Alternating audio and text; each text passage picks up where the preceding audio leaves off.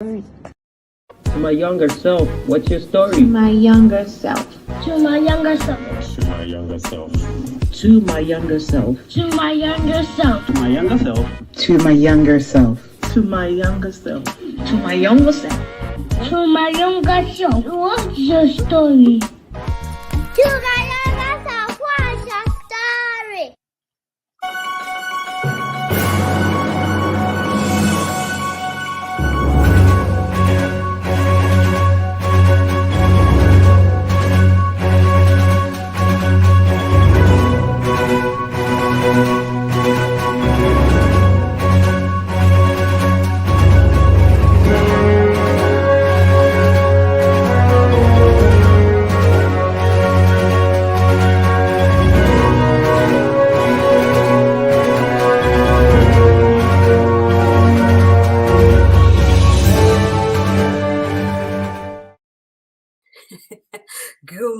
Good morning. How is everybody doing? It is so well, so good to see you. How is everyone doing? It is a little cold and a little hot at the same time. I'm not sure what's going on with this weather up here, but we're alive and we are strong and we're very grateful to God for that. Listen, for those of you who live on this part of the world, today is tax day. Today is a tax man's day. So if you haven't filed your taxes, you know what that means, right? Yeah. So get on it, okay? Get on it. Good morning. The show is To My Younger Self. My name is Zoe Baraka. We're running the show on 3 different continents. We have our producers in Africa, in this part of the world, and of course in Europe, and we are just having fun, okay? The power of the internet, like we always do. I'm very excited today, so just roll with me. Once you jump in, I want you to do something for me. Say hello to me, say good morning to me, say you're welcome, say something to me in your local dialect. I do want to hear from you. As we are Africans, we always like to greet each other when we wake up in the morning. We greet each other, we ask, how did you sleep? Did you dream well? What's going on with you? We are loving people, okay? Alrighty, so I do want to hear from you. The second thing I want you to do for me is please hit on the share button and just invite your friends. Today we have the Honorable Betty Mould-Iddrisu with us. You do not want to miss this. I promise you that. So please hit on the share button. Share. Comment and share. That's why we do this, okay? We want you to be a part of the storytelling experience. Listen, how did you sleep? Baraka dazwa to you. Sanunko dazwa. Yayade. Kakwana lafia. It is very, very good to see you. I just greeted you in one of the oldest languages in the world, if not the oldest language in the world, the Hausa language. Yakenken tuma fudwewela. We are very, very grateful to God that you woke up well. I just greeted you in my father tongue, which is the Kosal. And so much to you. I greeted you in Wale because today, Honorable Betty Mould-Iddrisu, she married into the Wale should I say tribe? So I made sure to kind of, say a greeting in Wale. Of course, if you speak Dagbani, I'm also greeting you. Ndinawo to you, Wezo, Leke, Efwan. It is very, very good to see you. I just greeted you in Ewe.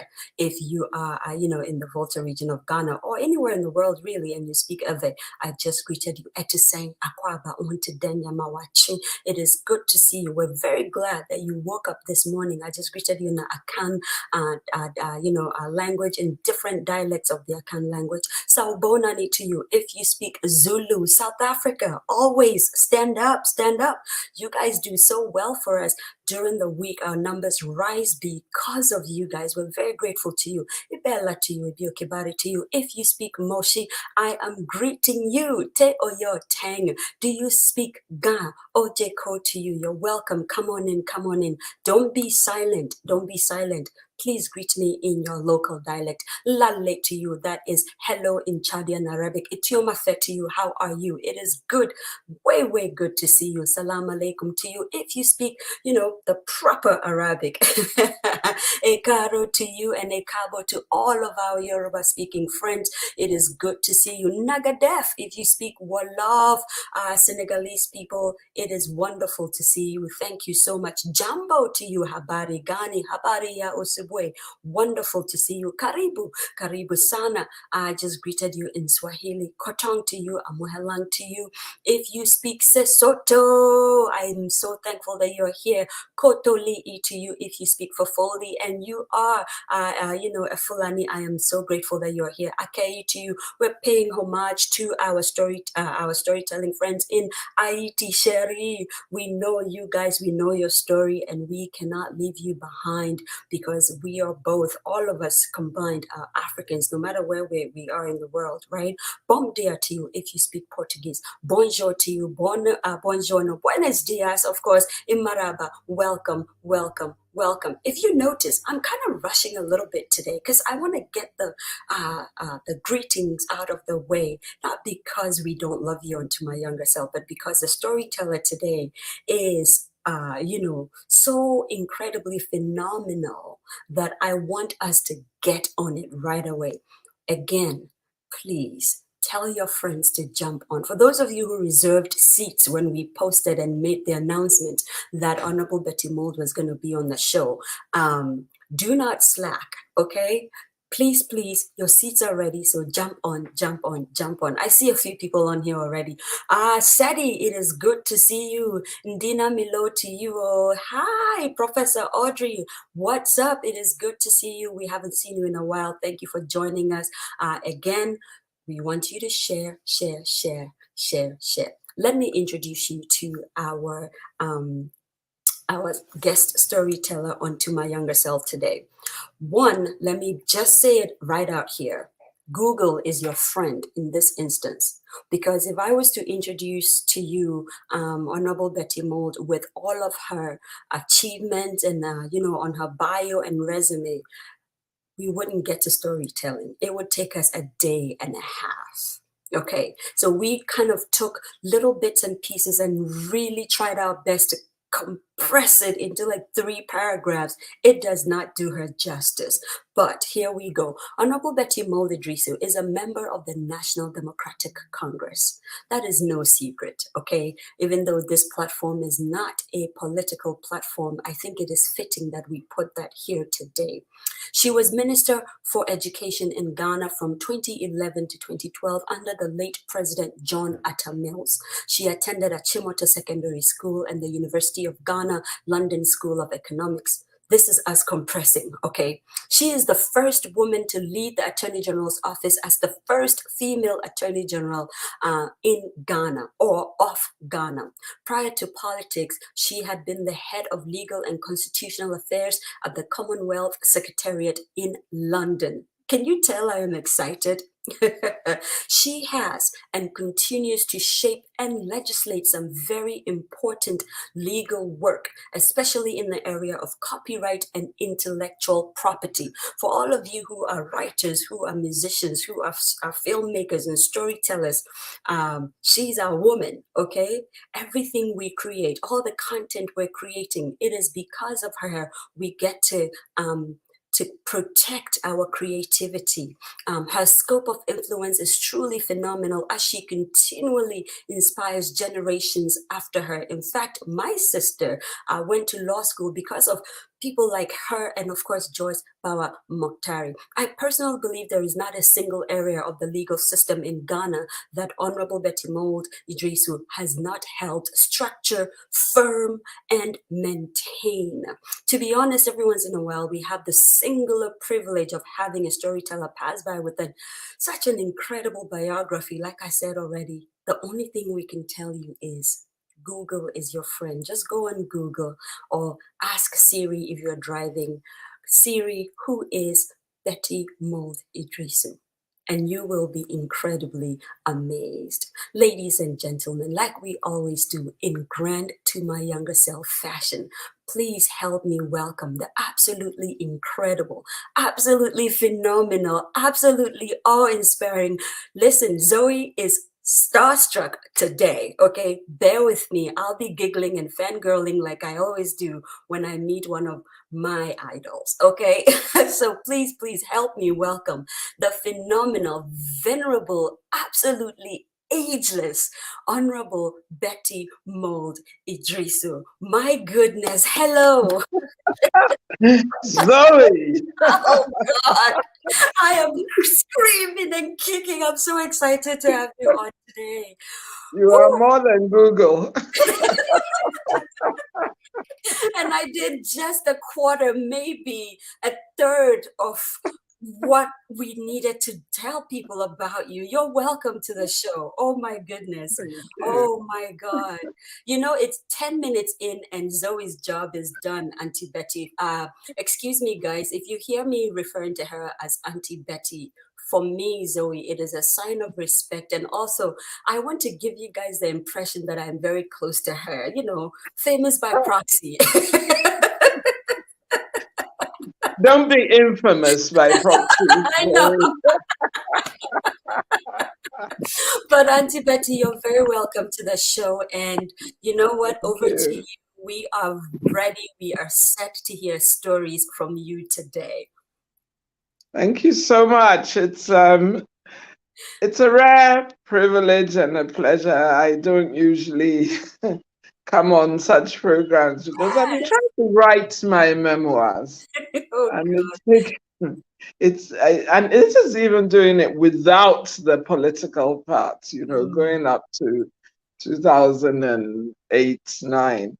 But it's those who I admire you in the creative industry. Those of you who find writing and these things, it comes so easy to you. It's not an easy one, you know. So I'm 3/4 of the way through, and I took a hiatus for about 2 years. I think I need to, you need to go back. I need to go back to it. Yes. Wow. So it's great to be here.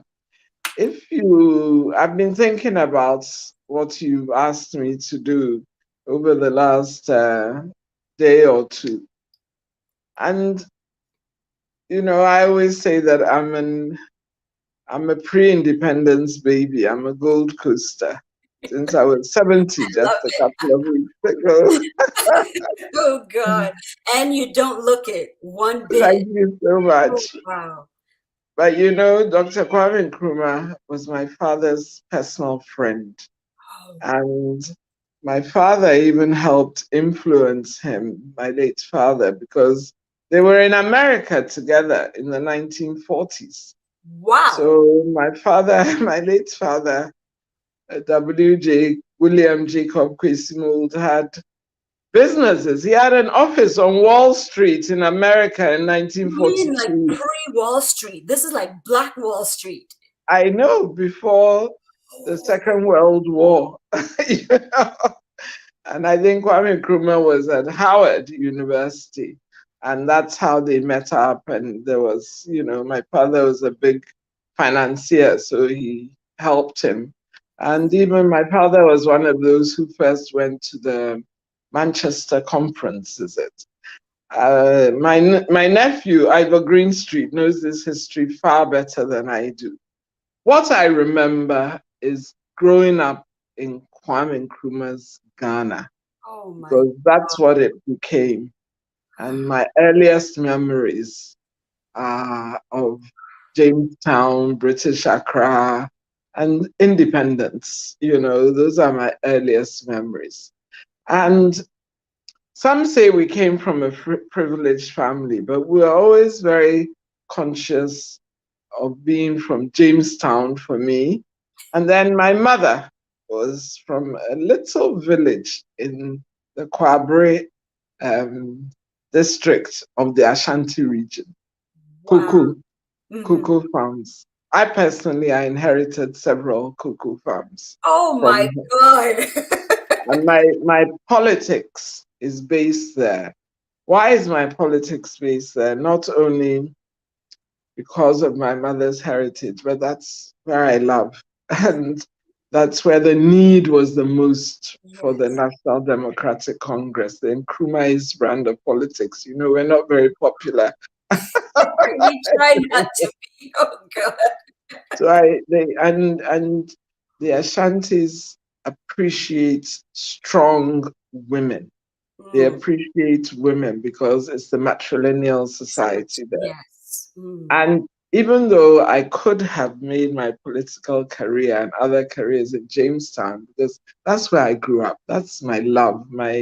It's me. The I'm more of a first. Jamestown girl, personally. And luckily, I still speak Ga. I ache to speak Ga because Ga is a dying language now. Mm. There are Mm. only a few 100,000 of us, and most of us have intermarried, Right. so we don't pass it on to our children. So Mm. I love to be, because of that, deliberately, I always have in my house a cook or a driver or a gardener who speaks Ga. So I Mm. speak Ga every day, all the time, and it's helped me over the years. But my background was such that telling myself who I am, where I'm from, already was difficult because even though my paternal grandfather built his house, he was a civil servant, and my aunties, my father's sisters, were born in several parts of Nigeria because it was all one colony, one, protectorate or one Yeah, they called it the region. protectorate back then. Yes, of the West Africa, British West Africa. Mm-hmm. And one day I was doing a consultancy for the World Intellectual Property Organization in the late 1990s. I actually went to where my father and his sisters were born in northern Nigeria. Oh, the name escapes me. I will come up with it, but it's, after Kaduna. I went there to go and see the place for myself. Because not only did my father bring forth us very strong women, female children, the sister after him is the mother of Mrs. Chinri Hesse, who is the first Oh, woman chancellor of the University of Ghana. oh my God. And the sister after her, Auntie Nana, we used to call her mother, she taught me how to be a matriarch. But she also brought forth two professors, one who just died, unfortunately, medical professor, famous man. And then the other professor, he was the dean of the Faculty of Law, Professor Fusuama. These are my first cousins. So we grew up in a family of learned, having to achieve in that environment. And my aunties of my father's side always insisted, that I achieve. They Have used to to come to perform, the yes. yes, they used to come to the university, and that's the environment in which I grew up in. That you must achieve. Having said that, after my first memories of the Gold Coast, and we traveled around because my father was a timberman and Oh a businessman, and he did business across West Africa at that time. my So God. he knew all the Nigerian presidents, the Nigerian politicians, Tos Benson in Badaway, the names escape me now, but the Nigerian president, Azikiwe, I remember going to meet them in Nigeria and Shaka Stevens in Sierra Leone. It was one kind of environment The for him. figure. Yeah, Wow. he was the representative at one time of the merchants of British West Africa. That's a good title right there. And if we were going to do a biopic, everyone who comes on this show knows I'm a big proponent of biopics. Of course, I would want to do a biopic on you. If you gave me the Well, rights, I would take it. But I, the I title, would give you rights, limited by hey, contract. you guys hear that? Limited by contract. No, but so with this, in mind, we were rather international. And already as a child, a baby, I had gone to Kede with him. I had gone to Takoradi. We lived in Takoradi. That's where I went to class 1. And then he took us to Liberia. And there, because he knew the former Liberian president, Tubman at that time. So he was doing big timber business there. So I went with my brother, the one after me, William, and then my parents, they went to settle there. After about less than a year in class 2 or so, I came back one day slanging in the American-Liberian slangs. My mother got a heart attack. This is not going to work. So you know what they did?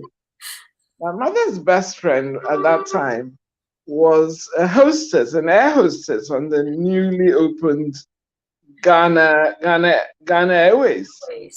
And so she was going up and down to London. And they got us into, they decided that being in London was better than being in Ghana or moving me around, so I'd be slanging. So they got us. See, Auntie Betty, now I'm so curious. I want to hear you slang in the Liberian English. No, please. Oh my God. I love Liberians, but I don't want to talk like that. And oh, that's an art, it's a craft. it is, it's wonderful, and they have the same, similar slang derivative from Creole in the Sierra Leonean. Yes. And that's the derivative of Pidgin English as well. So, but at that time, my mother, whose father, by the way, was a white Frenchman from Marseille. Oh. My mother was half caste, half French, half Ashanti. Wait, what? Yes. Oh my God. It's such an incredible story because her father, who I never met, was one of the managers of CFAO. And I don't know what he came to do in the Ashanti cocoa forest, and met my grandmother, who was about 15 or 16 at that time. And they had a relationship and my mother was born. Wow.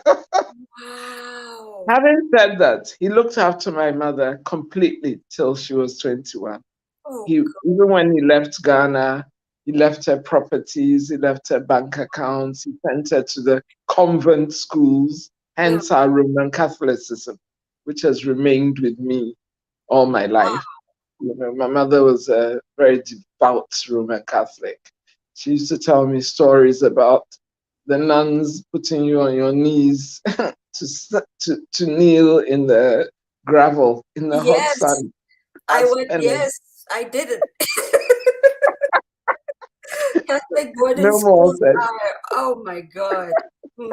Yes. So that was my life growing up. My father was Anglican, but she was a very strong Roman Catholic, and we all were baptized, and we all had our first communion and confirmation in the Roman Catholic faith. We were dragged to church every Sunday, and it's all my life I've been extremely faithful in the church. It's my absolute joy. It's been my rock. It's been everything to me through all these years. I didn't know it at that time. I used to berate my mother that, instead of letting us go out on Good Friday, everybody's going to party. And you've taken us to church. Jesus is about to die. Let's go to church. So that was my background. So when I got to the UK, at that time, there was this phenomena, which I've spoken about on the BBC, called foster care, where they placed us with a rather working class white family. Wow. And yes, we were, and there was a certain generation of us, including the Nigerians and Sierra Leoneans. Ghanaians were just a few because most people couldn't afford it. You had to pay. We paid for them for us to be looked after. Wow. So I must have been about 7 or 8, 7. It was the most horrific experience. Not because the foster parents themselves were not nice people. They were a fantastic couple. But they also had other foster children. And I encountered some of the worst bullying and worst abuse ever in my life as a child, 8, 9, 10, 11 years old. And then to my horror, they brought my brother, who also started slanging from Liberia, and two other cousins of mine. One was a Manu Planche, and the other from the Snowden family, this lady who was the air hostess. They were my mother's oldest friends. So I went there first, alone. And that's when, if you talk about discrimination, they didn't know how to braid, what to do with my hair. So they would just brush it and then tie the top of it Oh my God. into what they called pigtails at that time. If people braid this, and it's a euphemism. I know. Oh God. Pigtails. And I went to a school. I walked to school every morning, and I would be the only black in the whole school, not even in my class. Segregated? Was it segregated at the time also? Oh, yes, yes, yes. Oh, this is in the 60s. This is in around 1960. So yes, there was no segregation. They were very nice people, the adults. And yes, they were very, very nice people.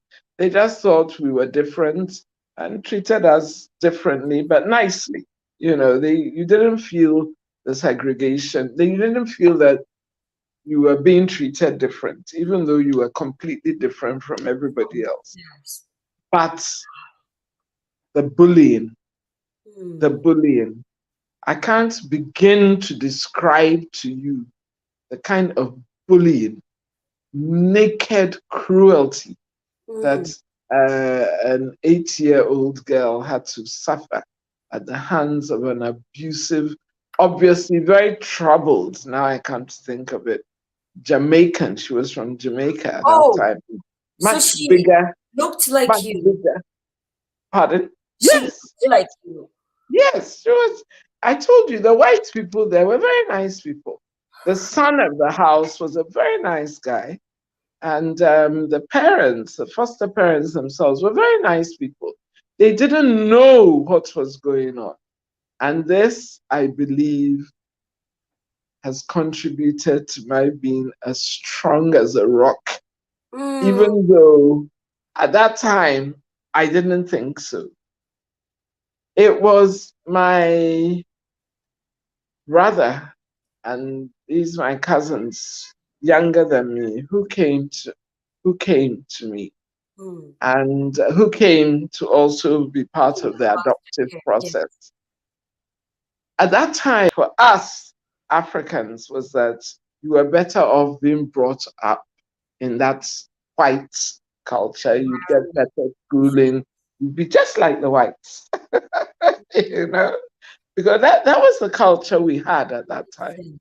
And it wasn't strange. And my parents sacrificed a lot to keep me there. It's when my brother came and my two other cousins, and as soon as they realized what was going on, they said they're not going to put up with this, and they fought the girl back. They fought back at her. I still didn't have that much courage. And one day it became so cruel, the cruelty became so intense for me that I tried to get hold of my father and couldn't because he was in Liberia or Ghana. And there were no telephones, definitely no internet, nothing, no lines of communication. I'd even forgotten what my mother looked like, at that time, because that was about 3 years. Hazy memories. All I remember is that she was a very beautiful, beautiful, fair woman, but I didn't remember more than that. Indeed, when they brought me back, my father had to show me who she was at the airport. Oh, wow. So to cut a long story short, this is 3-4 years.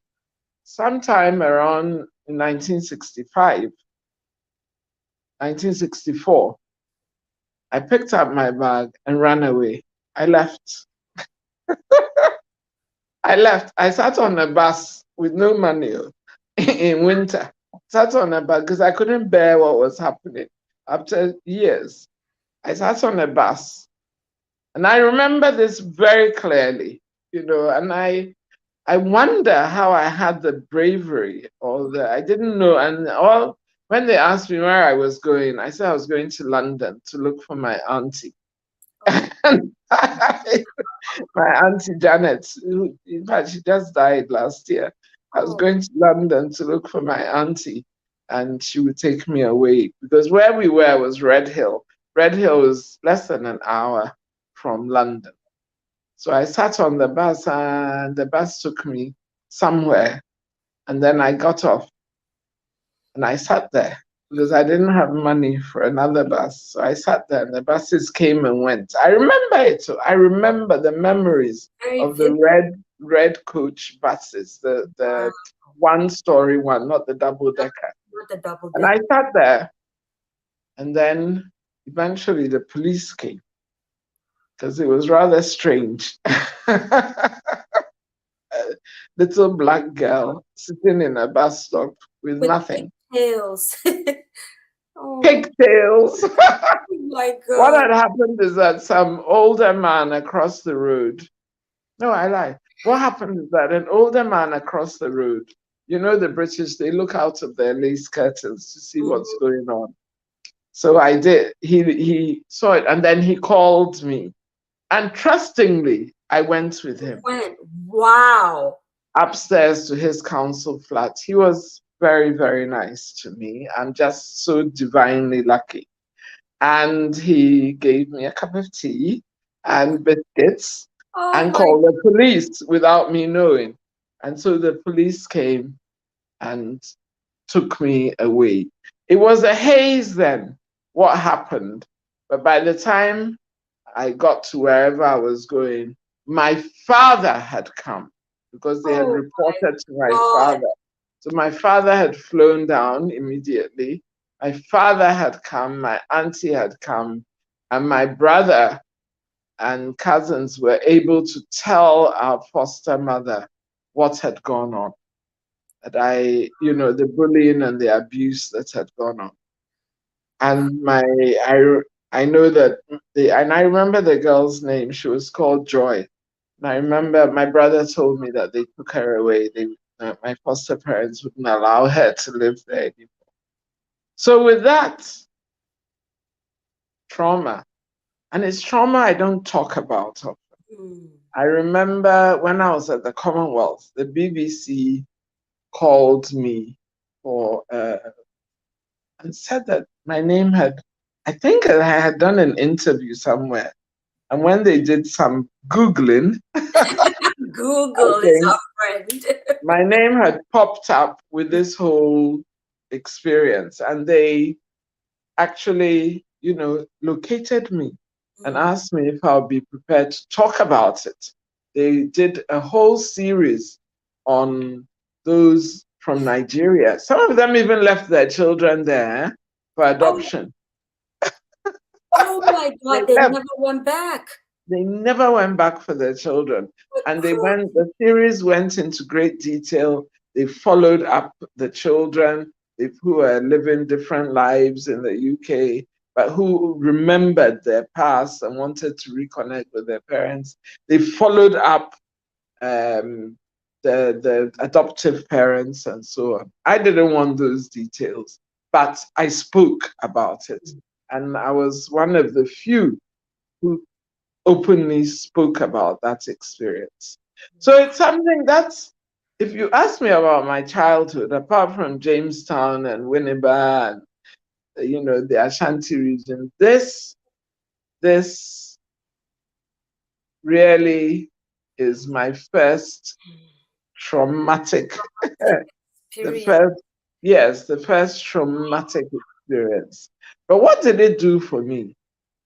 It shaped me. And I think that it's unfortunately, out of adversity, you want to live, the instinct to live, and and to make something of your life. It then shaped me, and I was enabled to come back home.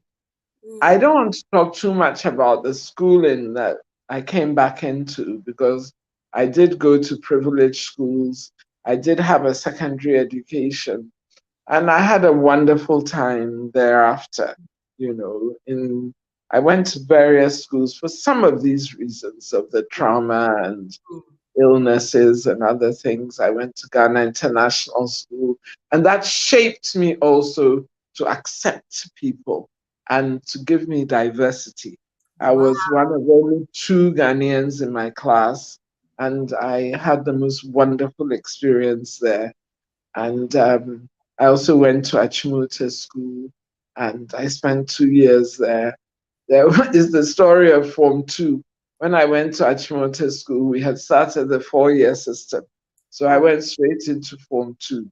The next year was the coup d'etat against Kwame Nkrumah, 1966. They said, scrap everything that had been done before. We are going back to the 5-year system. So then we did Form 2 again. And in Achimota, I was placed in Form 2C. That's a stream for the Roman Catholics, because we used to go to Mass every single day and twice on Sundays. I could sing the Mass in Latin, whether you liked it or not. Once your religion was Roman Catholic, you were in 2C. It's helped me. I didn't realize that myself. You were probably like, oh God, why? And after going back to Ghana International School, they said, oh, my maths was different, so I should do Form 2 again. So I did Form 2 3 times. I don't know why. I don't think it's made me a better person. But you didn't get the math. It's one of my life's experiences that I will never forget.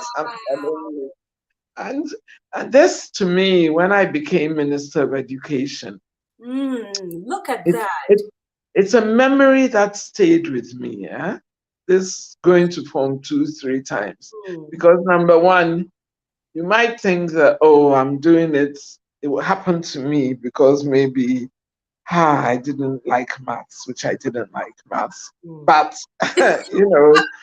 I'm joining your club. Why should it happen? And it was just a distortion of our educational system. The changes in our educational system evolved around nothing other than politics. And that's what Seti just said. She says this thing of changing school systems, when governments change, sucks. The leaders do not care about how it will affect the children. Why don't we think? And look at me. I remember it from 1966. How many years is that? My lifetime. I remember the trauma this had on me. I can't imagine, and I'm not talking politics here, but because even during my time as Minister of Education, I resisted certain changes very fiercely, and I'm not an educationist. Right.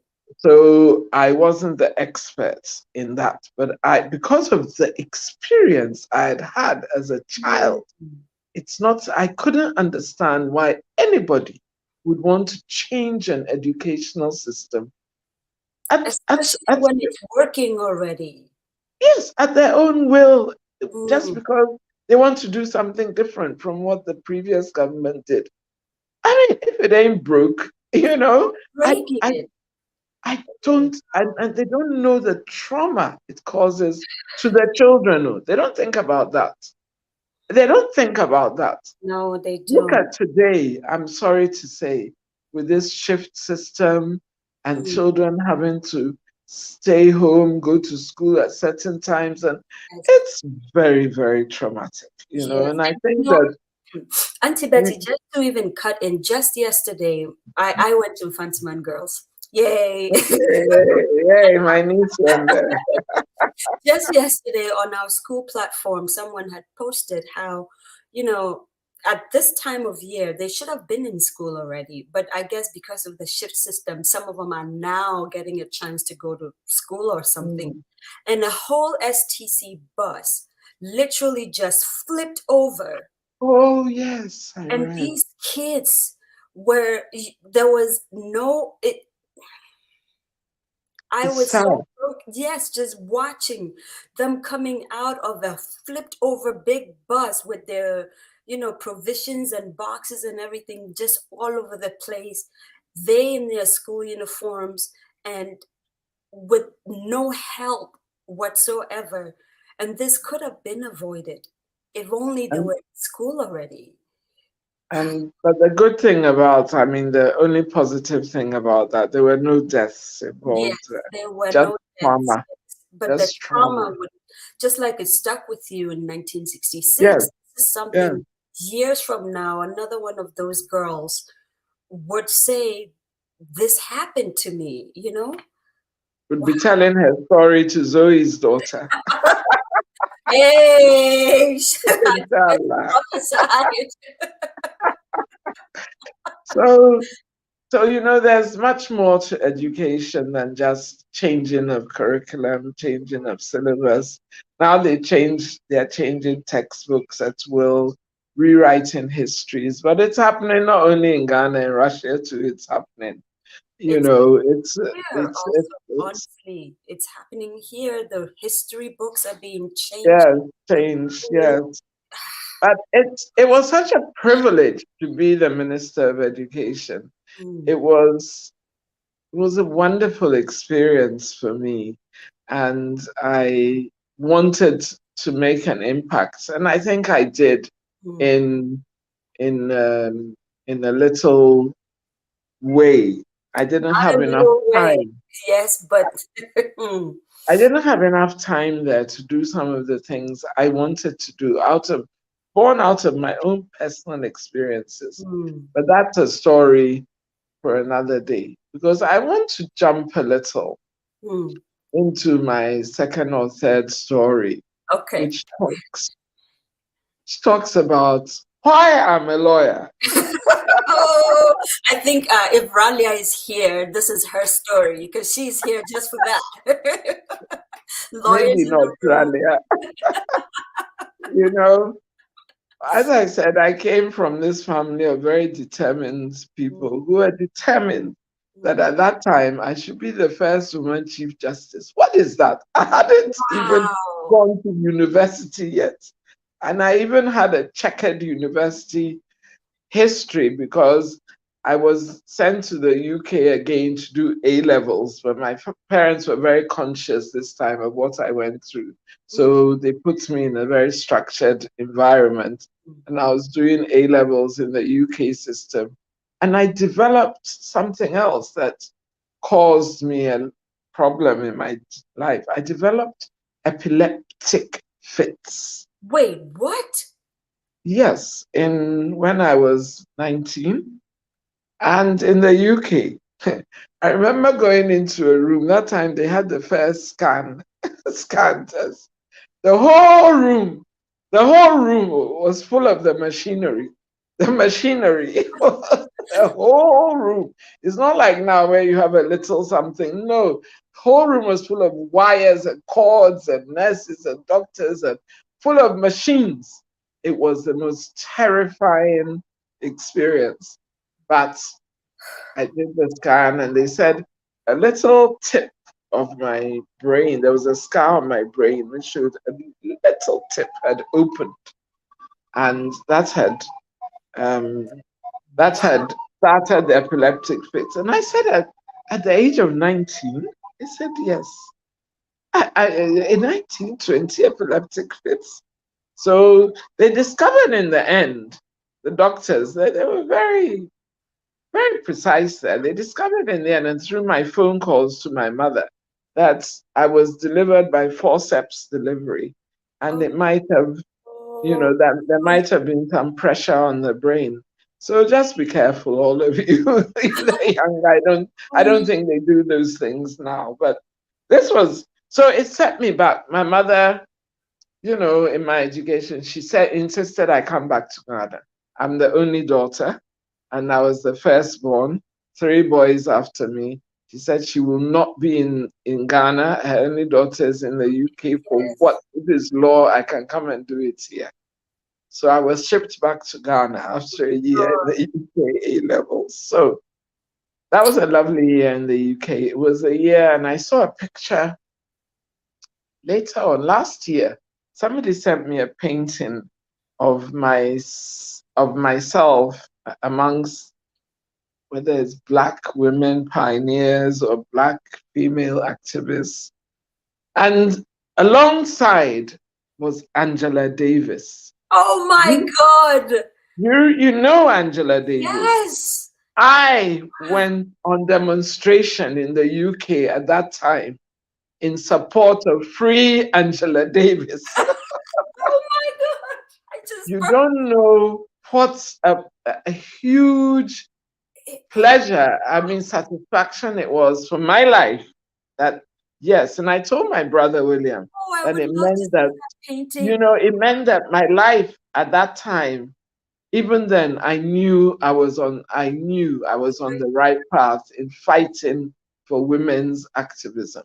But these were all the impacts of women. It was hanging in the, I think, African Afrostats, we used to call it, the African Center at Legon, where they were having an African Women's Month. I couldn't believe it. And I don't think they did it deliberately, but there I was, me, Betty Mould, hanging beside Angela Davis, my icon. Oh my God. Oh, wow. So even at that time, it was, it was, the history was being written for me. Yes. So when I went to Legon, or when I came back to Ghana, they said I have to go to Legon. I said, fine. They said there was some entry exam you did to go into Legon, and you had to do a course into it, and I hadn't done that course, so they wouldn't allow me into Legon. So I had to go to Accra Academy, write an extra A-level, and do that course, general studies, something. So for 1 year, I was one of the first. It was just. Yes, I've had a checkered life. Wow. I was indeed. I was very proud of it too, because I was one of the first female pioneers of Accra Academy. And my youngest brother, Alex, today, Blair B, my youngest brother, Alex, today, is chairman of either the board or the Old Students Association. Wow. Because the 3 of them after me went to Accra Academy. They are Blair B.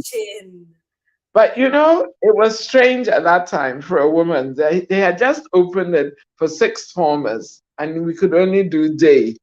I loved it. It got me out of the house every day from Abeka to Accra Academy. I loved it. God.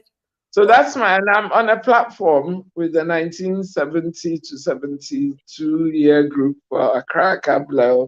When I was Minister of Education, I did things for them.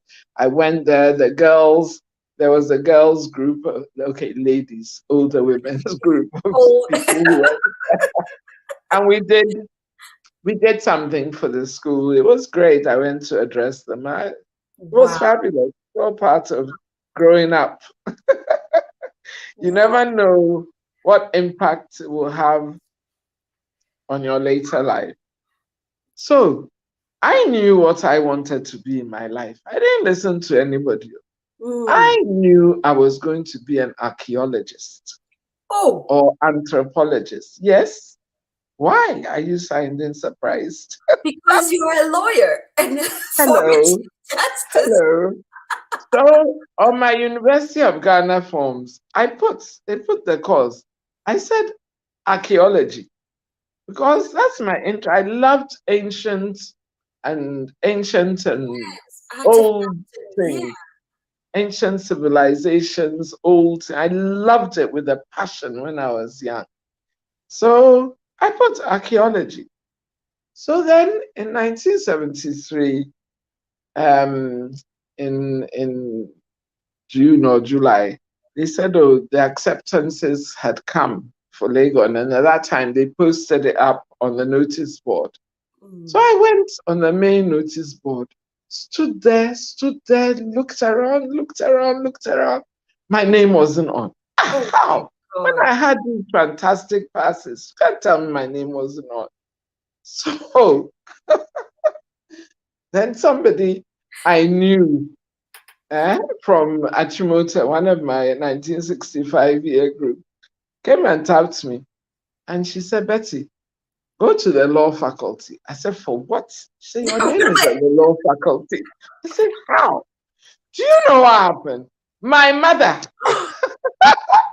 changed my form. After I gave it to her to send to Legon, she changed the form and put law.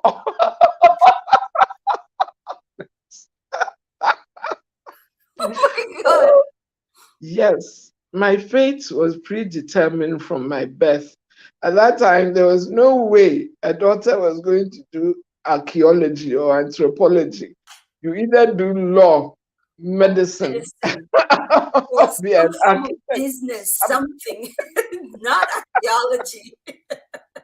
My mother changed my application form and sealed it, and I told her she should drop it off at the university for me. That is how I became a lawyer. Well, Riley, I hopefully, for those of you who are pursuing law, you're hearing this. But Ralia and others, the law has been one of the great loves of my life.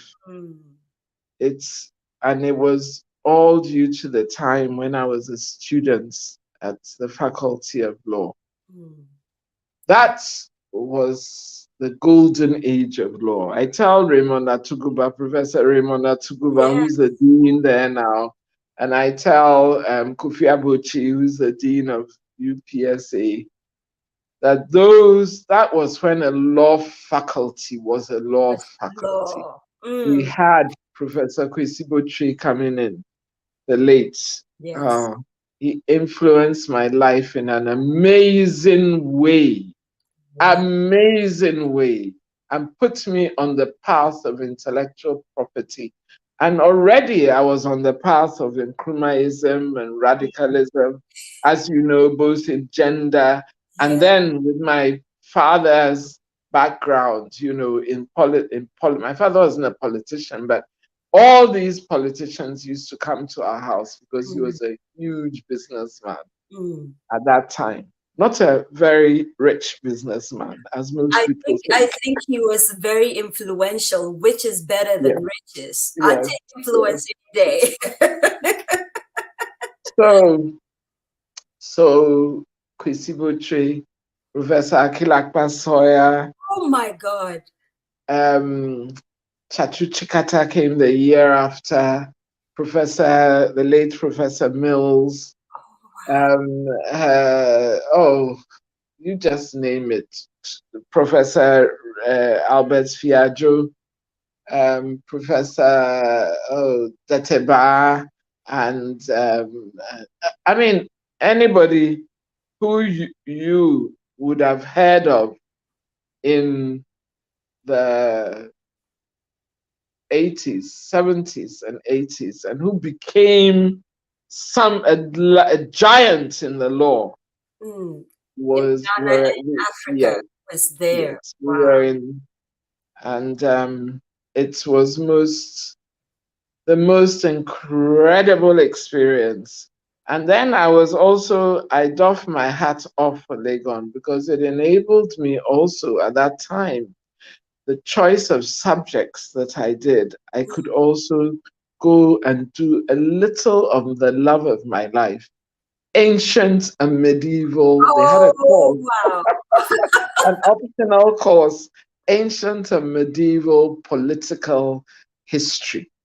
And we used to go to the political science department. 3 of us, so that's how fantastic Legon was. Myself, let me name them myself, the late Yao Vene, who became a lecturer at the Faculty of Law and was brutally murdered 2 years ago. But he was a lifelong friend, and he also helped me to institute intellectual property law. I was with him and the late Kofi Mate, who was married at that time to a Supreme Court judge today, a lady Supreme Court judge of today. 3 of us, we used to go in the late Ambassador Chris Hesse's office. And he just put his legs up on the desk, pull out his cigars, put a bottle of whiskey there. No, I didn't drink any of the whiskey. Disclaimer: Auntie Betty did not drink. Did not drink all that of you whiskey. bloggers out there looking for something. That whiskey. She was just there. I just used to look at it and wish I was in it. And he would sit down and talk to us, just talk to us about Plato, Socrates. Oh, what I wouldn't give to be a fly on the wall. I'm telling you. And then about Mao Zedong, Kwame Nkrumah. Oh, it was just Nyerere. These were all people he knew. I mean, combined with the people I had met from my father's time, it was the perfect recipe. Wow. My first long paper for my first LLB degree was something in the fundamentals of Marxist-Leninist philosophy. I love it. Wow. Tutored by Dr. Kwesi Botwe. Oh my God. Oh my. Can you imagine? This is where I was completely radicalized. And we had Professor Ekuya Kwehenia also there. She was there at that time. And she also helped me with the issue of gender. We didn't realize at that time that gender would be, because I didn't have a problem with gender. I was engendered. I was my father's daughter. I was a mold. My sister's one of the first professors, and sister went to Howard and got her MSc, and we were engendered. We didn't see any. My other first cousin was director of finance and UNDP resident rep. We didn't know what's the difference between boys and girls. So it was an exhilarating experience. And then, of course, Chachu, the most fantastic friend. He was more than a lecturer. He's a lifelong friend. He was at my 70th. A lifelong friend. I was so mad I was not there. That 70th, though. Oh, God.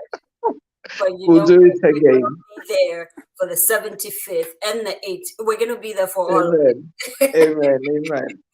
So, for me, these were the experiences that then shaped me. And when I wanted to do a master's, I talked to Kwesi Botwe, and he said, and Akila Kwasoye, Professor Akila Kwasoye, who became the Vice Chancellor of the University of Ghana as well. And he said, look, Betty, do something that no one else has done.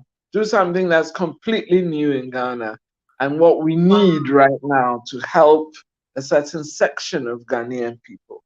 Don't do gender or this or that. Do the intellectual property rights. You go, go and specialize. So there were 5 universities, and I picked, of course, LSE, London School of Economics and Political Science. Went there, had the most wonderful experience. I was with 4 other guys from different, this is where my GIS background to help me, this from different legal regimes, one from Australia, one from Canada, and one from the US, and it was fantastic. We used to have a study group, go out and drink every Tuesday night after. Disclaimer, she was drinking water, okay? No, at that time I had graduated to Bacardi and Coke, not whiskey. Yes, okay. But it was marvelous. I had a marvelous time. And then returned to Ghana, and I got a scholarship. This is where our education system, and if you're somebody who's been brought up to appreciate everything in life, as I said, you might think that you were privileged, but we went through a lot. My mother sold her jewelry, she sold property, she sold everything to keep us in school, both here and in the UK. She wanted the absolute best for us. And, my father was much older than her. He died in 1979. But she did everything she could to make sure that we went to the best and had the best. But getting the masters in the UK was even beyond her. So we went to great lengths, and she got a scholarship for me. Wow. And she managed to go to the scholarship secretariat. At that time, it wasn't that bad. And when you come back, you have to do 5 years in public life. Here I am, still in public life. After 5 years, you just kept going. So when I came back in 1978, I did my bar for a year. I did 4th and 5th years combined. I was expecting my first son. It was the most horrendous experience. I wasn't going to even be able to do all of this. That's another story. I went to tell Professor Daniels that I can't do this, so I'll defer for a year. And then he said, "Oh, Betty, that was 1979 politics, if you remember." He said, "Oh, we're going to have a general election. Most of the lecturers are going to be involved in it, and therefore we're pushing the exams back from I think June to October after the general elections. So you can do it, but I forgot to tell you, you have to do proper family law." I said, "What?" Because they had given me a couple of exemptions. At that time, the policy was when you do your master's and come back, you have some exemptions, and then you can do the law 4th and 5th year combined in 1 year. So that's what I had been doing. Wow. I'm telling you, wow. Wow, dear, you say, wow, you have no idea. I put my 4-month-old baby, left him with my mother and father at Abeka, went and took a fellow's room at Volta Hall, and 6 a.m., when the 4th years will be going to study and do classes, and not classes, they were doing study groups and going to the library, I'll be there with them. 8 p.m., they will come back, obviously, and then I would wash my face, drink copious black coffee, and sit up with the 5th year students till 2, 3 a.m. 6, 7 a.m. the next morning, I'm up with the 4th years. Oh my God. It was hell. but I passed. Yes, I of course passed. you I passed. passed. So, the law students, recently, a group of them said they are doing something law faculty mentoring thing. And they harassed me to come and talk to them. I Oh. told them, I don't want to talk to you because what I have been through in the law to do my law, I won't think anything of what you are going through now. Oh no, oh madam, we are doing 9 or 10 subjects and it's so stressful for us. And really? Do you know what I did? You know what I did? Had a Wow. newborn baby. By the time I got back, he didn't even know me. They God. used to bring him to me once a week. Leave your newborn baby and come and sit down and do this kind of 20 hours a day. But that is also where I developed my ethic for hard work. When I started working at the Attorney General's as a payback for me for the scholarship award, I worked 20 hours a day. I can work 20 hours a day. I used to live virtually in the office. And I'm glad to say that my daughter, I only have one biological daughter. My daughter has inherited the same thing. Now I look at her, I tell her, stop, don't work so hard. But this is, and consequently, I have, even though they say I'm a very compassionate person, I'm only compassionate when you work hard. Because that's what I've done all my life. Look, when I started working, and I was one of the first people in IP, in intellectual property, I was sent to the Registrar General's, and I met one of the greatest friends of my life, who is still one of my greatest friends and seniors, Felix Intrakwa. And he was at my 70th. He's a whole generation ahead of me, but he's just an incredible guy.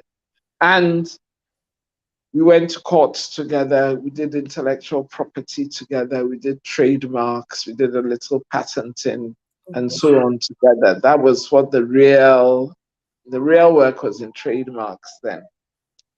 And with that, I started going to do further courses in intellectual property. They sent me for attachments to the US Patent Office, to Brazil, all over the world. Within 5 years, that was it for me. I then started teaching people, talking to people about Ghana, about global intellectual property rights. So I became an intellectual property consultant in my own right. I wrote hundreds of articles and all types of research and all types of things in my lifetime as an intellectual property lawyer, and one of Africa, not even Ghana, one of Africa's first consultants they used to send me globally around the world before I became copyright administrator. And That's the part that just blows me. Did you guys know that? How? And one of our producers said she said that, Zoe, Auntie Betty is making me rethink my intellectual property plans, because she went to NAFTI and wanted to go and do law and try to kind of marry the two, filmmaking and law. And try to do, intellectual property something. And it's been such a hard journey that she had to kind of put it down a little bit. So do you see how you telling the story is awakening her dream again of what to do or how to go about it? There's a brave new world out there. Mine was more the traditional, but even then it was cutting edge. And what I did for copyrights, I'm not boasting. What I did. No, it's a fact. You're stating it. It was phenomenal. Yes. In Africa and globally. We managed to attract all kinds of new forms of protection. I set up an anti-piracy unit. I set up, which involved a unit with the police to police the copying of the rights. Yes. We don't. I'm sorry, we guys. don't know. No. Does anyone actually know this? Kojoenchi knows it. The late Nana Pedu knows it. Ejaku Konimo knows it. Daddy Lumba knows it. They all know it. Despite Kwame Despite Mm. knows it. All of them know it. Those in the 80s who started off in IP, they know it. The current deputy minister of arts and culture knows it. We instituted a system of enforcement protection for the cassettes at that time. Yes. And that system enabled us to put a banderole on each musical work and use some of the money from the banderole as the income tax being paid by musicians and performers and producers to governments, because they always used to complain that, oh, the musicians didn't do anything, they didn't protect, they didn't do blah, blah, blah, but they did. And so through this right, I set up the Copyright Society of Ghana, the collective administration societies. We helped set up the copying societies. I mean, so many things that when every time you photocopy, you're supposed to pay a royalty. We set it up. We went to the libraries at the University of Ghana and other places. We set up the National Folklore Board with Dr. Mohammed Ben Abdallah. He was a fantastic guy, and he gave us this opportunity because he was a poet and a literary author himself and a performer. He gave us this platform. And then because I was at the Attorney General's, I was enabled further to know the law, do the law. And then I had all the huge base, a global base of intellectual property consultants at my fingertips. So we were able to attract people here. I built a 2-story copyright office for them. I went into a shed, and it's there by Workers College. Wow. And some of the people I trained are still there. The musicians, yeah, it's a difficult area of the law, and you can get bitterly disappointed. That is why I also, in 1990, all of this is giving back to society, because of they enabled me to do my master's and to acquire this knowledge. That's how I looked at it. So I also instituted the course, the teaching of intellectual property as an elective. Auntie Betty, hear this. She says, I remember the banderole on the cassettes those days. It was your work on copyright that got me interested in IP, Auntie Betty. Who is saying that? Sedinam. Sedinam is in Ohio, USA. She's also the young lady who actually went to NAFTA and is trying to marry the law and film. But that is incredible. Wow. She should go ahead, because there's so many different directions these days that you can go in. But the law is basic. You must do the law. You can't give legal advice if you are not called to the bar. So you must do that. That's basic. And then there are so many courses you can do in IP and related rights and film rights. I was on the film board for years, with some of Ghana's most famous. So they know me and I know them, and they know the contribution, but there was too much ignorance and stigmatization those days. It was very, very, it's difficult to be a pioneer. It's difficult, but I had the most exhilarating period, especially when I started teaching. We instituted the intellectual property rights. I taught it for 10 years, virtually gratis at the University of Ghana. This was my way of giving that.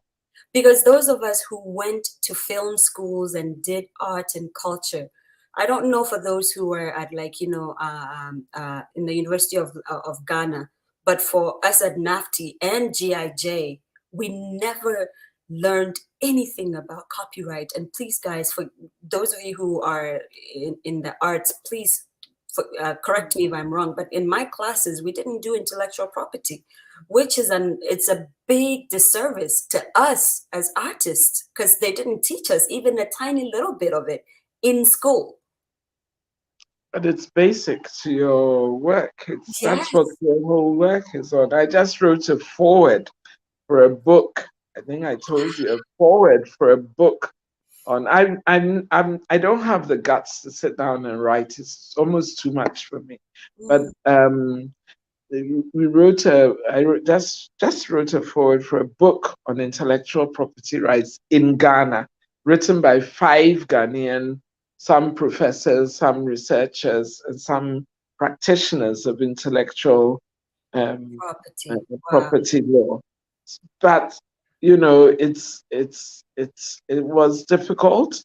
I loved it. My best friends, in terms of the younger generation, are those who I taught intellectual property law.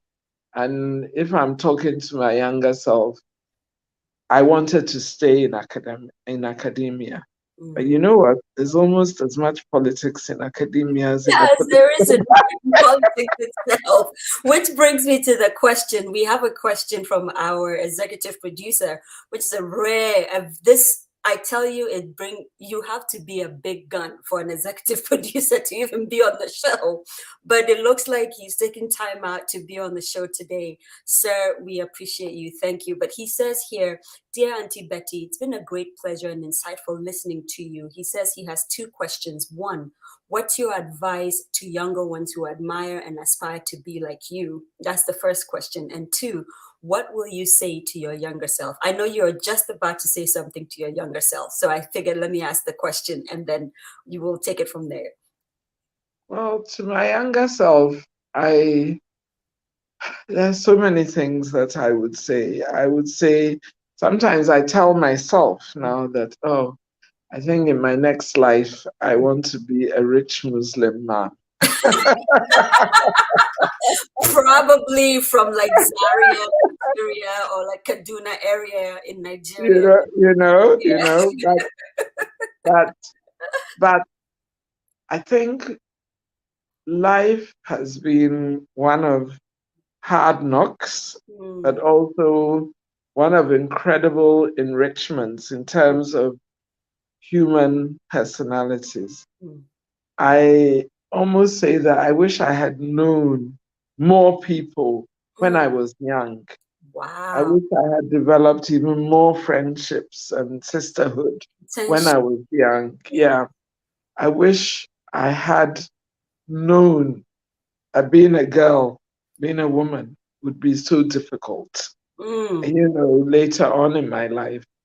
And I wish I wish I didn't have to go through such a difficult journey in being just the essence of being a woman, of being a girl. This is my, you know, this to me is that even though my whole family setup was for me not to feel any different, but it's life in Ghana, in Africa, makes you feel that little bit different. Yes. And I'm glad that now my daughters and granddaughters, I don't think feel different. And it's taken, I keep telling my daughter, now she talks on Women's Day. I've always talked on Women's Day. And she's now recently started talking herself on Women's Day. And I always tell her, say that the journey isn't over yet. The fight isn't over yet. And that you are standing on the shoulders and the backs of women who have been through a lot. Because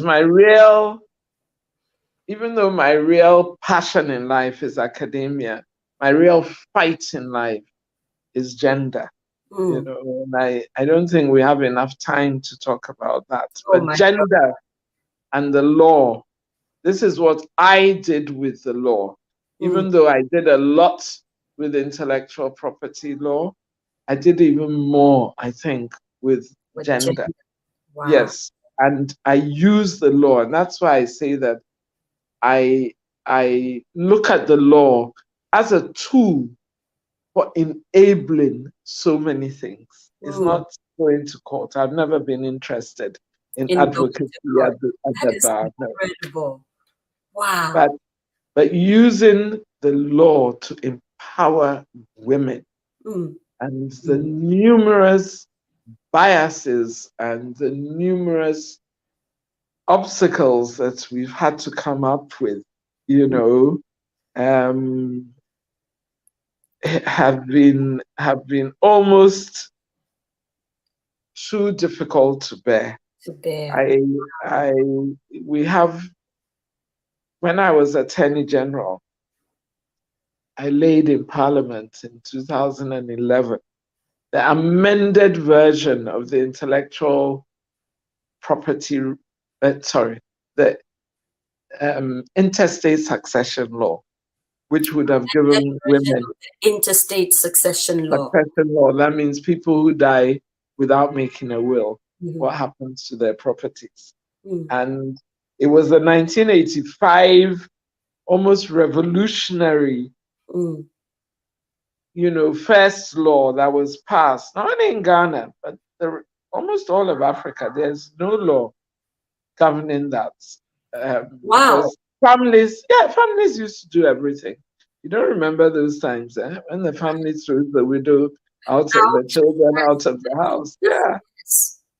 And it's this law that Jerry John Rawlings passed in 1985 that pushed some of us into FIDA. And we, at that time, and with the Akweni and a variety of other senior women lawyers, we held Ghana's first legal aid clinics and assisted women to have their rights enforced, to assist women to know their rights and to even know your rights, like intellectual property. Intellectual property, the law is there. People don't know about it. And therefore, what's the use of the law? It's the same thing as in gender. So these are I stood in Parliament, presented that draft law for passage by Parliament. That draft law is still there, a decade later, a draft. The parliamentarians found it almost too forward, giving women too many rights. But the pleasure I've had is that it's just a right.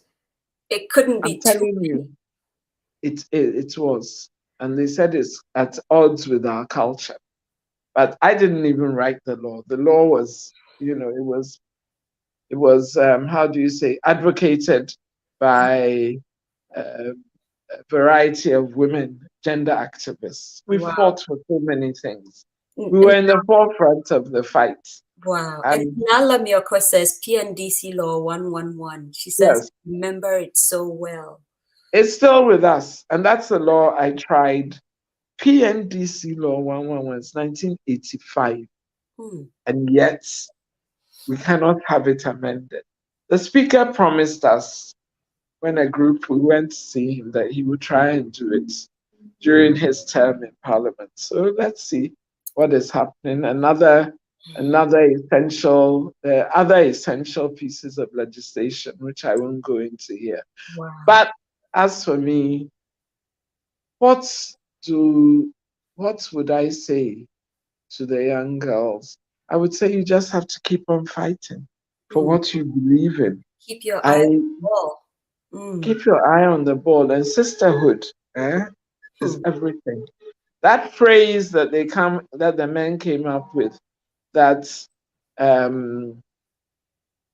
a woman is her own worst enemy, is a lie. Nine be lie. Naim, you heard it first here. Naim be lie. Guys, wow. Because we are also our best sisters and our best keepers. If we allow ourselves to be, I think there's a component there that sometimes you are available to be a sister. We all have to look out for each other, even if the other person doesn't want to be a sister to you, Yes. So he's asked me what advice would I give to the Mm, younger ones, and it has to be a fighter. mm, You have to fight for what you believe in. You have to have certain ideals in life. mm, I have a multifaceted life. I'm a politician. I'm also an academic. I'm mm, also a gender rights person. I'm a mother. I'm a wife. I'm I'm a very traditional person. I'm head of my family. mm, I'm an integral part of my family. I believe in the family, mm, and I believe in what's the difference. I think that's what I would say. mm. The difference that everybody can make to this world. I've now come to believe in climate change. I've Yes. Oh, it's true. It's true Mm, because I've seen it around me and I've seen mm, what's happening to us. mm. And I believe in environmental, in the environment, keeping the environment. My little village, we are now seeing our first mosquitoes and our first rats and mice and Oh my insects and God. things. Yes, a completely wonderful, toxic free, you know, environment has now, through civilization, has Mm, now become, so we all have to be very much aware. When I was in the UK, I was, one of the first to come with these different dustbins for different, things, plastics here, this and that. Anything we can do to help the environment, anything you can do for your children, your grandchildren, to mm, inherit a better place, I think we should do. Women's rights are definitely part of it for those of us who are blessed enough to have the knowledge mm, about it, and those of us blessed enough to have the capacity to lead the charge for mm. women's rights. I was lucky. I became president of FIDA. I founded the African Women Lawyers. I've done so many phenomenal things, and it's been an absolute privilege in my life to have been, in Wow. this. I never thought that this would be me. I Yeah. always hoped, but I never thought it would be me. It's a difficult journey. Sometimes I almost gave up. Mm. And it was through his grace. Drum or song. It Drove was through his grace. exactly. Wow. Yeah. It Wow. was through his grace. Not only in physical well-being, but mentally up here. Yes. You Yeah. must learn that. You must learn, I say it to everybody. When you stumble in life, you must be able to pick yourself up and move No matter again. what's going on. Yes. Don't think that the stumbles in life that is what defines you. No. Like I had when I was being bullied as a child. you know, You know, I I'm having such a hard time when I look at you now and I say, who, who dared that person look at Auntie Betty and go, I'm going to bully you? Like, there's but such it happens. presence. And it happens all over.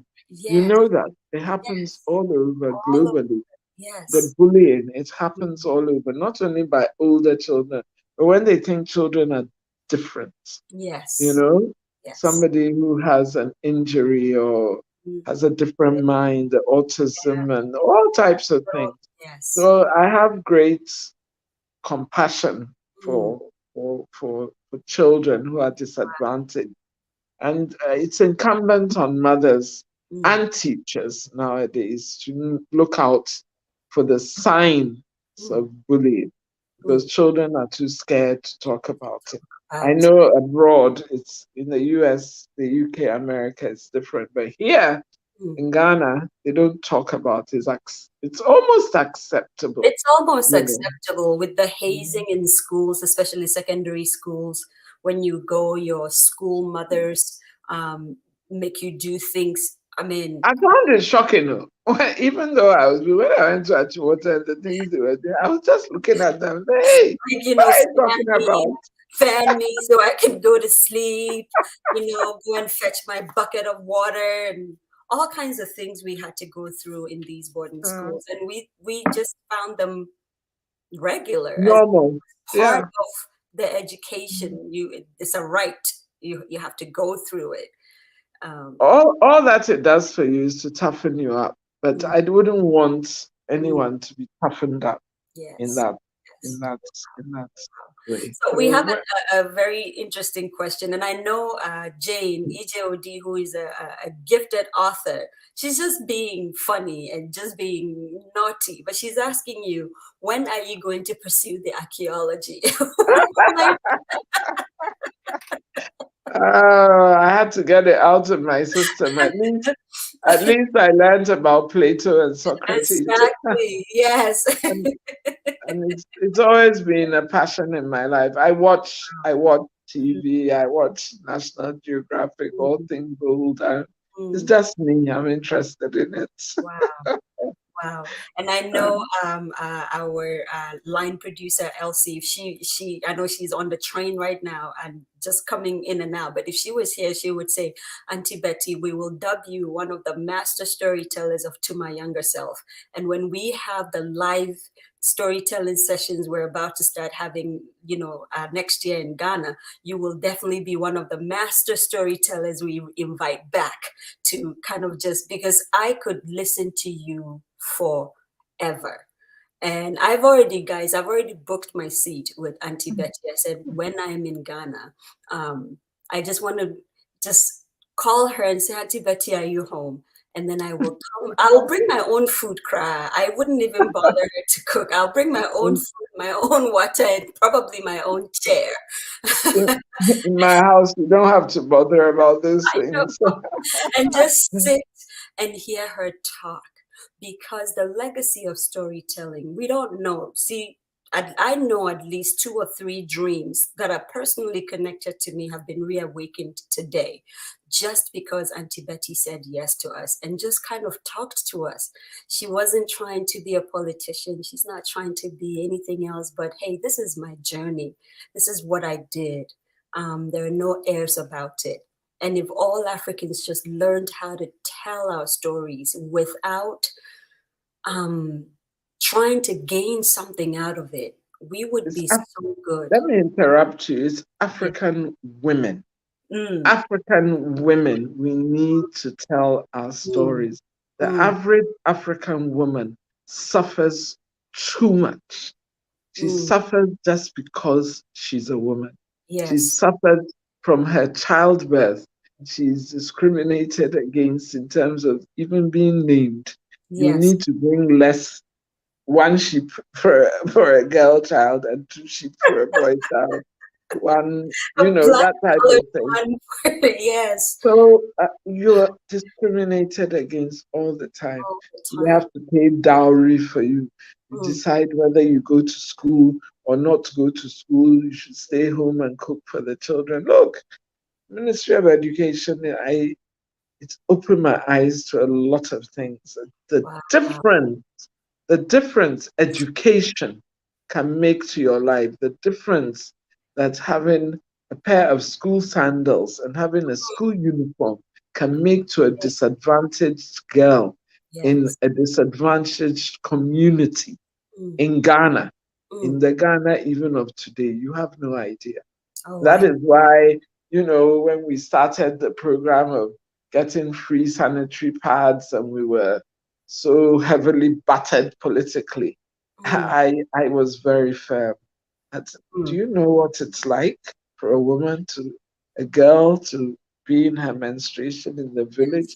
I have certain villages that come to mind when I say this, because anytime when we used to drive up north, you pass through some of them, you look and you see it's the girls on the farms who are helping their grandmothers because they couldn't go to school, either because they are menstruating or they just the mother needed or grandmother needed them to work in the house. You know it.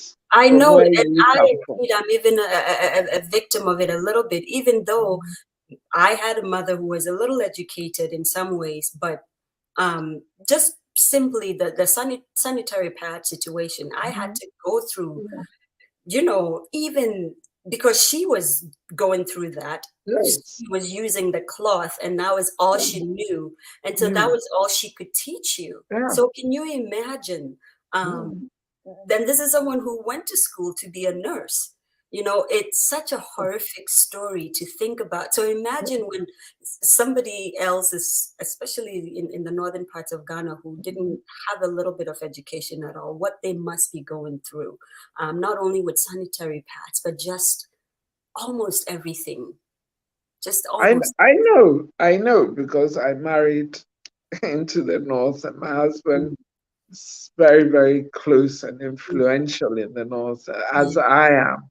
So, you know, it's a very difficult situation up to now. But now it's getting better. Wow. We have had to fight and had to break some of the barriers and had to be brutalized and assaulted in the most awful ways because of it. When I was running for chairman of our political party, they literally told me that I should stay home and look after my elderly husband. Oh yeah, nobody's interested in you just because you're a woman. Nobody who tells you differently is saying anything. The women, that's why I encourage women in politics. Come and see what the women can go through. Not all, you know, but see what the women go through, especially, excuse me to say, if you don't have a child or you are not married. Or you're not married. And even that, not being married can also happen to the men, cry. Yes, but you see them wanting to get married. Yes, it's not really. But I'm just saying that to be a politician in a man's world, as in Africa, it's not even just Ghana, it's all over. You know, you aspire, dare to dream to be a chairperson or to be a vice president or president. That's when you'll be tortured.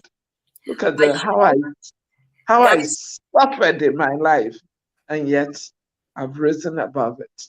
And so much torture where they make you feel selfless, just you know, not selfish. They make you deserve to breathe sometimes. Yes. That's, you know, according to Google, guys, Google says, Auntie Betty, I do apologize. Let me cut in because you said something very important. I wanted to bring us back. But Google, I told you Google is your friend, but Google says that it is rumored, and this is Zoe causing a little bit of a ruckus. It is rumored that Honorable Betty Mould-Iddrisu would be the next vice president. In there. Google says. At 70. At 70, no. I don't think so. The United States had a president that was 74 or 70 something as a man. And when we put the two of you together, I mean, just look at you. You could tell me I'm 50 and I'll take it without question. Okay. And at 70 means absolutely nothing because you can do it way past. But Google has rumored, or is saying that it is rumored that she is being tapped to be the next vice president in the coming elections on the political party side that Auntie Betty finds herself. Now, the reason why I bring this up is that one, she can do it. Two, we'll all be there supporting whoever it is, whether it's Auntie Betty or whoever else, especially if that person is, because I'm definitely advocating that it be a woman. So if Uncle John Mahama is watching, over to you and the people around you. That's wonderful. But I will say, even though people say I shouldn't say it, as for now, dear. That is not for you.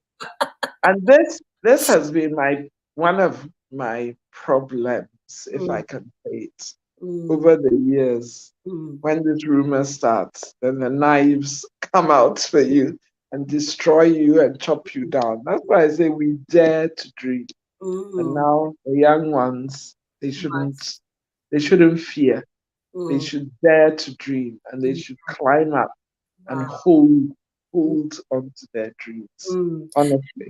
And Roseman Sappen, she says, if the old men can become presidents, and we're not mentioning names, guys, we're just saying, you can also become a great vice president in Ghana. I absolutely believe it.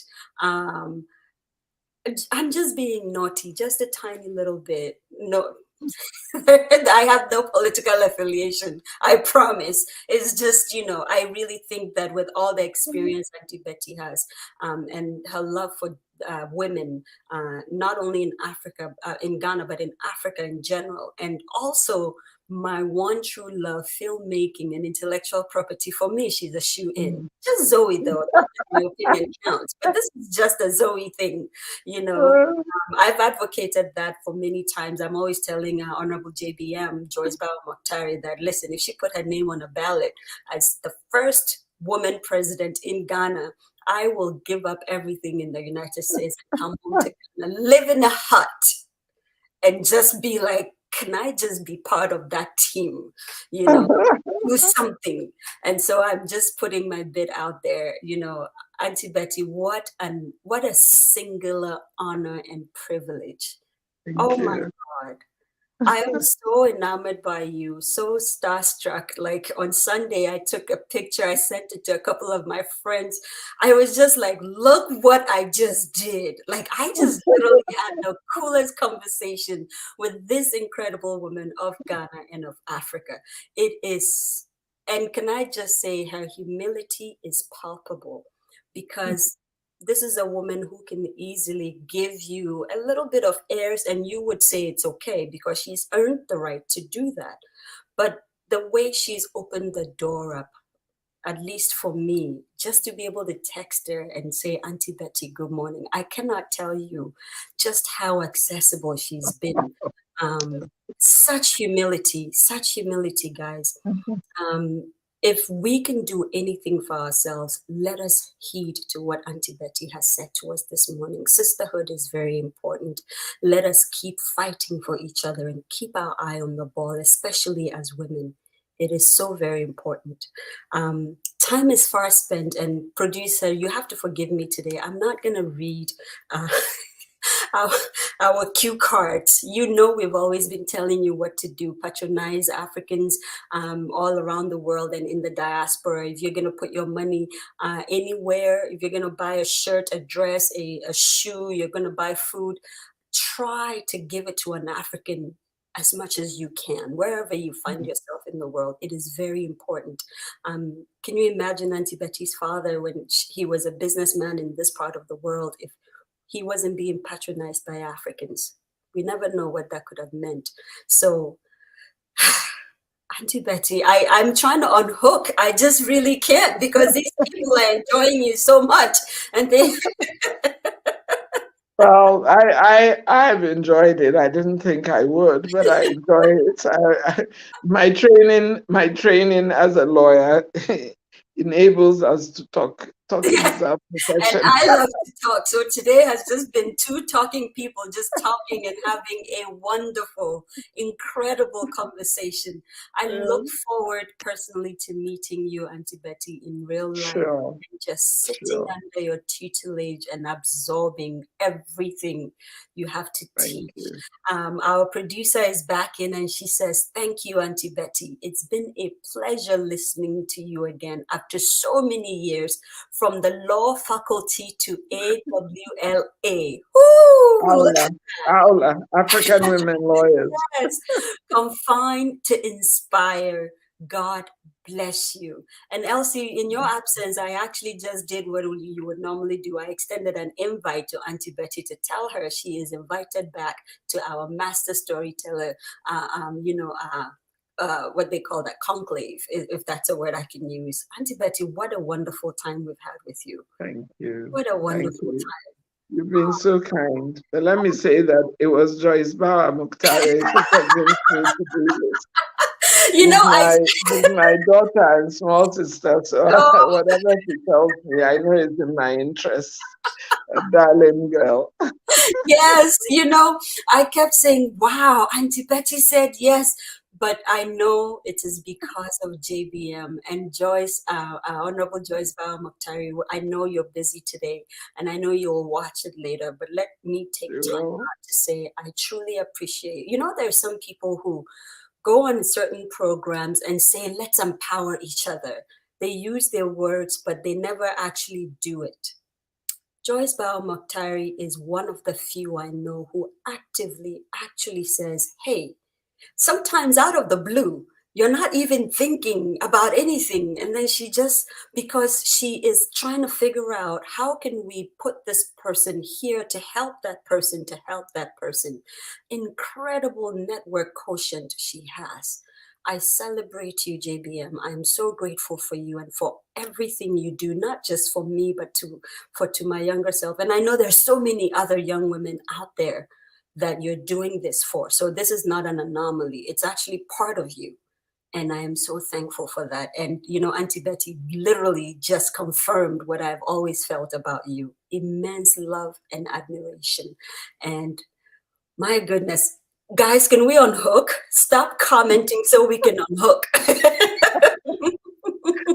Oh, wonderful. This biggest publisher, Nana Redamwe, says, I missed this. We'll catch up. Did you know Auntie Betty and her family just built and donated a dormitory in Adisadel in honor of her late? Disclaimer. One of my favorite nephews, Atu Mould, fantastic young man. He died 2 years ago. And his mother has very generously put the Mould family back. It's his heritage, what he has left that the mother is giving back. So we'll be going to Cape Coast this weekend to go and open that Atu Mould.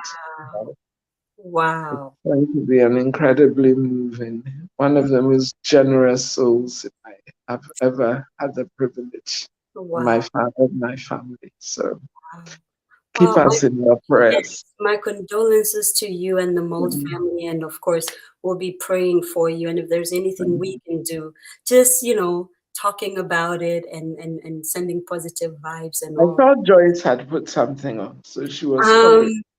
No, actually, so producer Elsie actually, tagged her to say thank you to her. Okay. Yes, because Auntie Joyce came to us via producer Elsie, and then you came to us. Do you guys see what network quotient can do?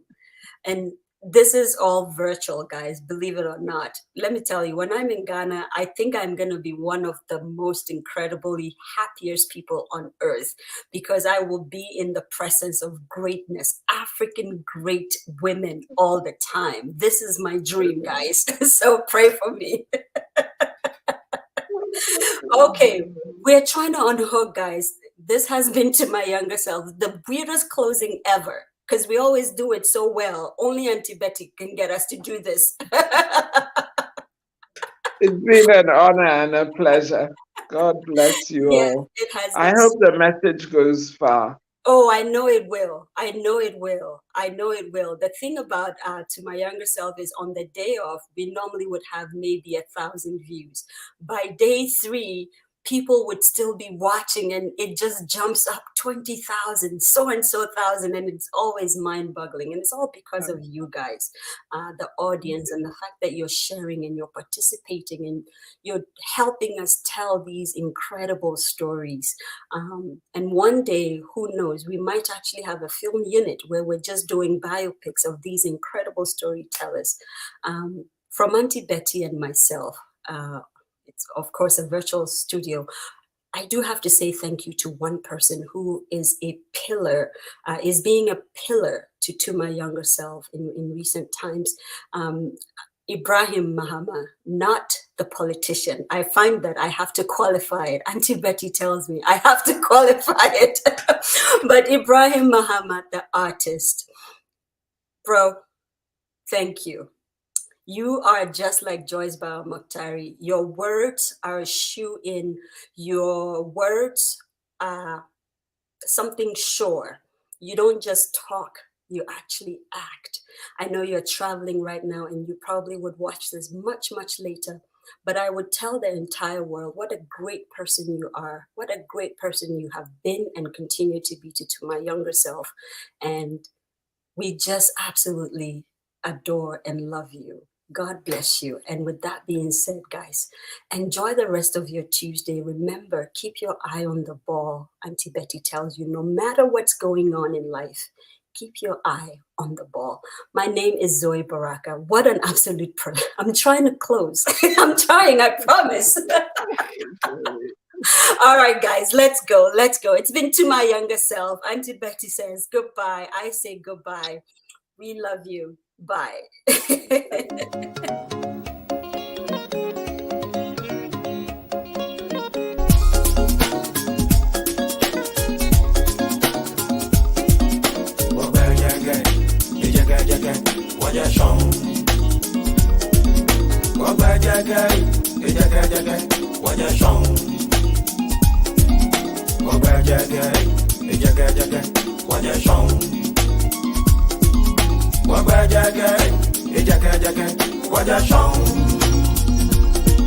Kaja Israel, kaba Egypt, kaja Ethiopia, kaja Sudan, waja shong.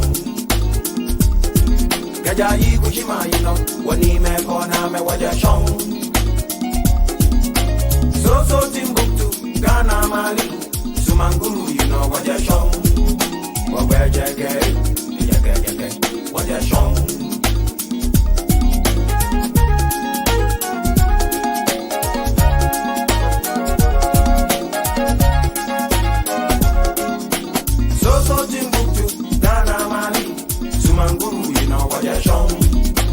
Manchester, no